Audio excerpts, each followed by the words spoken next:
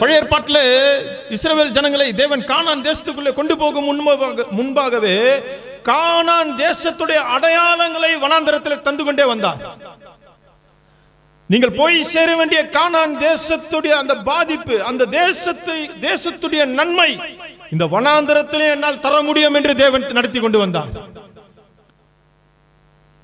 பிரியமானவர்களே, இஸ்ரவேலர்களுடைய நோக்கம் எல்லாம் கானான் தேசத்துக்குள்ள போகணும்னு இருந்தது. ஆனால் தூரத்தில் இருக்கிற அந்த கானானுடைய அனுபவத்தை அவர்கள் ஒருபோதும் உணரவே இல்லை. இன்றைக்கும் கிறிஸ்தவர்களை யாரை கேட்டாலும் சொல்லுவாங்க, நான் பரலோகத்துக்கு போகணும்வாங்க. ஆனால் பரலோகத்தில் இருக்கிற அந்த தூரத்தில் இருக்கிற அதனுடைய பாதிப்பை, அந்த தூரத்தில் இருக்கிற அதனுடைய உணர்வை அதை நம்ம அறியவே இல்லை.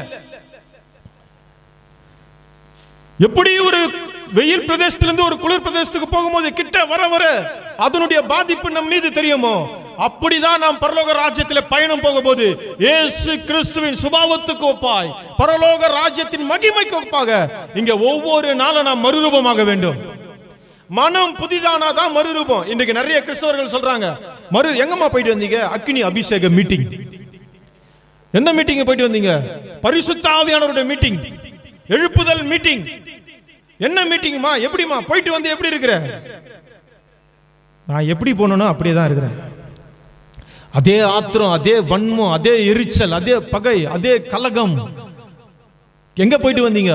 பரிசுத்த ஆவி மீட்டிங். நாம வேதத்தில் சொல்லப்பட்டிருக்கிற பரிசுத்த ஆவியானவர் முதலாக இந்த பூமியிலே பெந்தகோஸ்தே தினத்தின் அன்றிற்கு அவர் இறங்கி வந்த போது அக்கினிமயமான நாவுகளாக நாம் இறங்கி வந்தார்.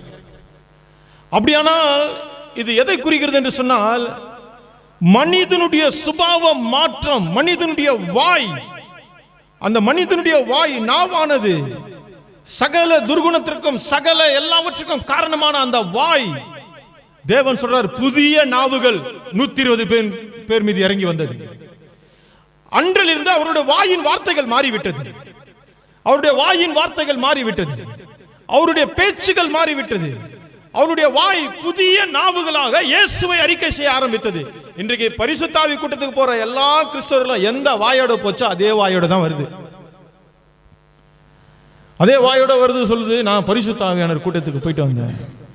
அப்போ எப்போ மறுரூபம் நாம் அடைய முடியும்? பரிசுத்த ஆவியானவர் கூட்டத்துக்கு போறதுனால அடைய முடியாது. உங்கள் மனம் புதிதாகிறதுனாலே மறுரூபமாகுங்கள். ஒவ்வொரு நாளும் உங்க மனம் புதிதாகணும். மனம் புதிதாகணும். உங்களுடைய மனசு மாறிக்கொண்டே வரணும். தேவனை நோக்கி மாறிக்கொண்டே வரணும். தேவனுக்கு ஆனவைகளை நோக்கி மாறிக்கொண்டே வரணும். தேவனுக்கு சித்தமானதை நோக்கி மாறிக்கொண்டே வரணும். உங்கள் மனம் புதிதானாதான் நீங்கள் மறுரூபமாக முடியும். ஆனபடினால் தான் கர்த்தராகிய தேவன் சொல்றாரு, நீங்க மறுரூபம் ஆக வேண்டும் என்றால் அதற்கு ஒரு வழி உண்டு. உங்கள் உள்ளான மனிதன் நாளுக்கு நாள் புதிதாக்கப்பட வேண்டும் என்றால் அதற்கு ஒரு வழி உண்டு. உங்கள் மனம் புதிதாகலாம். பூமிக்குரியவைகளை விட்டு விண்ணுக்குரியவைகளுக்கு உங்கள் மனம் புதிதாகலாம். இவைகள் எல்லாம் குப்பை, இவைகள் எல்லாம் மாயை, இவைகள் எல்லாம் ஒன்றுமில்லை என்று சொல்லி எல்லாவற்றையும் புறம் தள்ளுகிற ஒரு மனம் உங்களுக்கு தேவை. இந்த பூமிக்குரியதை தேடாத ஒரு மனம் நமக்கு தேவை. அதனால்தான் இயேசு கிறிஸ்து இவ்வளவு உண்மைகளை சொல்றாரு.